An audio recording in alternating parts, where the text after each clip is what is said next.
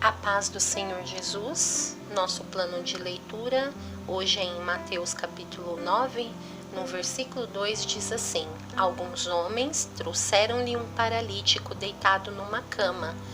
Vendo a fé que eles tinham, Jesus disse ao paralítico: Tenha bom ânimo, filho, os seus pecados estão perdoados. Jesus deixou os líderes religiosos sem resposta. Embora os fariseus negassem a autoridade de Jesus para perdoar os pecados, a cura daquele homem não podia ser negada. Era mais fácil para eles Jesus dizer: perdoados te são os teus pecados, porque assim não haveria nenhuma prova visível que isso realmente tivesse acontecido. Mas a cura do paralítico era a prova infalível de que o perdão de pecados também acontecera. Jesus ali mostrou que nem a cura física nem a espiritual são impossíveis para ele. No versículo 9, passando por ali, Jesus viu um homem chamado Mateus, sentado na coletoria, e disse-lhe: Siga-me. Mateus levantou-se e o seguiu. Os coletores de impostos eram considerados traidores pelos judeus. Eram odiados porque geralmente cobravam mais que o necessário. Eles eram corruptos. A Bíblia diz: viu um homem chamado Mateus.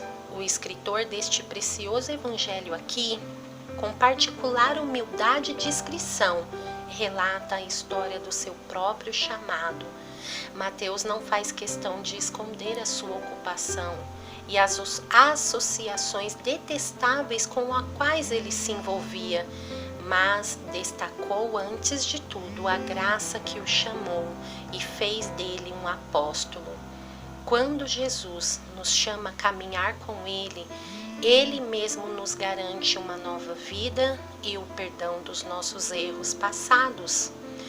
Vendo a ternura que Jesus tinha com os pecadores, os fariseus o invejavam e questionavam, dizendo: Por que o mestre de vocês comem com os publicanos e pecadores? Em Mateus, versículo 3, do capítulo 9, Jesus citou as palavras do profeta Oséias, que quando disse: Vão aprender o que significa isso, desejo misericórdia e não sacrifício. Jesus enfatizou que Deus está mais interessado no amor sincero das pessoas do que na prática da lei. Jesus se referiu aos fariseus chamando-os ironicamente de justos. Na verdade, eles não eram justos, mas se consideravam assim e piedosos por serem zelosos com a lei.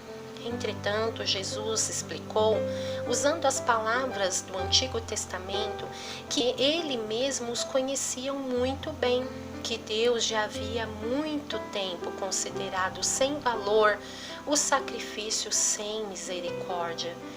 Mais uma vez questionaram a Jesus: Por que nós e os fariseus jejuamos, mas os teus discípulos não? No versículo 15, Jesus responde: Como podem os convidados do noivo ficar de luto enquanto o noivo está com eles? Virão dias quando o noivo lhes será tirado, então jejuarão.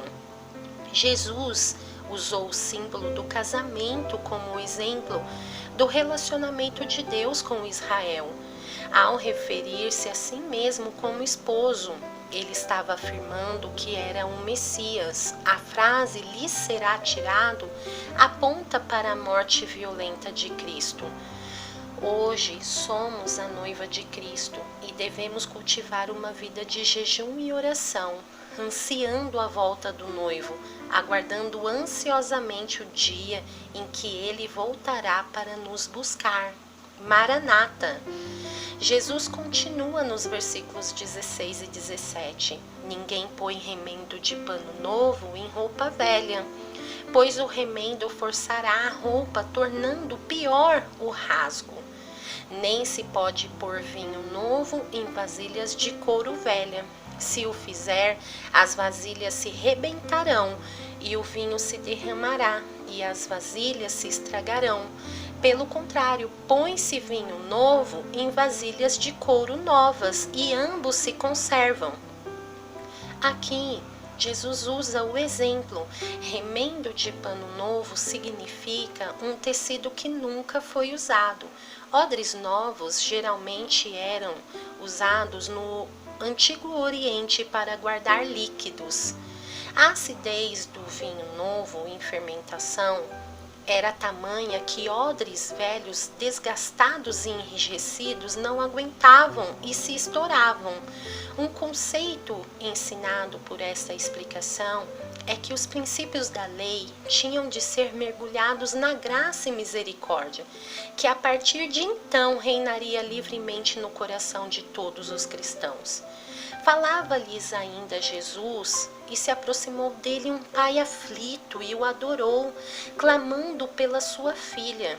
Esse homem era uma autoridade conhecida naquele lugar, mas ele reconheceu antes de tudo a maior autoridade, o poder de Jesus e sua divindade. A sua filha fora milagrosamente restaurada pelo Senhor Jesus. Jesus se compadeceu dele ao passo que foi até a sua casa. E quando estava indo até a sua casa, no caminho, uma mulher terrivelmente doente o toca em suas vestes e recebe a virtude do Filho de Deus e instantaneamente fora curada de uma enfermidade que há 12 anos a castigava. Esse Jesus bendito que andava pelas ruas da Galiléia, Cafarnaum e por toda parte, ainda continua nos dias de hoje levando cura, libertação e salvação. Todo lugar é comum até Jesus passar por ele. Deixe Jesus passar em seu lar e transformar a sua vida. Naquele lugar, Jesus curou os cegos e expulsou demônios, mas os fariseus diziam: é pelo príncipe dos demônios que ele expulsa demônios. É uma blasfêmia sem tamanho atribuir as obras de Deus ao diabo. A inveja daqueles cujo coração estão possuídos por este mal falam a própria língua do diabo.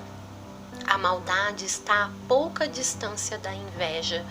Por isso, nós devemos desejar ansiosamente a viver pelo Espírito e mortificar a nossa carne para não darmos lugar ao diabo, à inveja, pois toda inveja tem o princípio de onde brota, a saber, o pecado.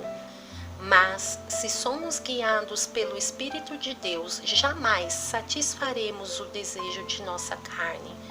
O capítulo 9 se encerra dizendo, a partir do verso 35, Jesus ia passando por todas as cidades e povoados, ensinando nas sinagogas as boas novas do reino de Deus e curando todas as enfermidades e doenças. Ao ver as multidões, teve compaixão delas, porque estavam aflitas e desamparadas como ovelhas sem pastor.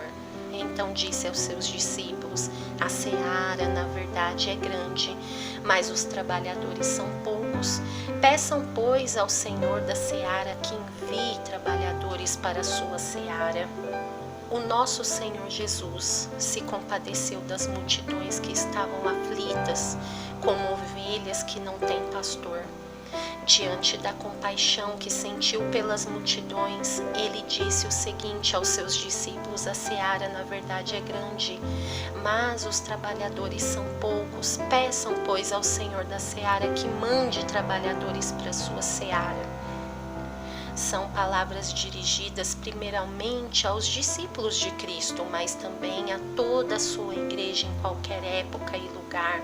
Ele usa a figura da seara. Ele pensa num campo muito grande, cheio de plantações e pronto para ser colhido, mas com poucos trabalhadores para fazer a colheita. A grande seara aponta para as multidões perdidas que sofrem e necessitam de Cristo para serem salvas. Os trabalhadores são aqueles que estão a serviço de Cristo para proclamar o Evangelho. O problema que Jesus percebe é que há poucos trabalhadores, mas a seara é grande. Foi assim nos dias de Jesus e seus apóstolos. Haviam muitas pessoas perdidas naquelas regiões por onde Jesus andou, mas poucos trabalhadores fiéis para conduzi-las a Cristo. É assim também em nossos dias, mas Cristo chama os seus discípulos e também nós, como sua igreja, para orarmos ao Senhor da seara, pedindo que Ele mesmo mande trabalhadores para a sua seara. Cristo nos chama a orar a Deus pela expansão do seu reino na terra. Ele é o dono da seara e Ele envia os seus trabalhadores. Precisamos orar por isso, pois o nosso Deus é misericordioso e poderoso para enviar mais trabalhadores para a sua grande seara e recolher dela um grande povo para desfrutar da sua salvação. Devemos orar por isso, pois este é o propósito de Deus. Ele está reunindo as suas ovelhas dentre as nações, e quando seu rebanho estiver completo, ele voltará para habitar eternamente no meio do seu povo. Seja um trabalhador, seja uma trabalhadora nessa seara. Se levante sabendo que a sua recompensa estará guardada com Cristo. Diga apenas hoje: Senhor, eis-me aqui, usa-me como um trabalhador, como uma trabalhadora na sua seara.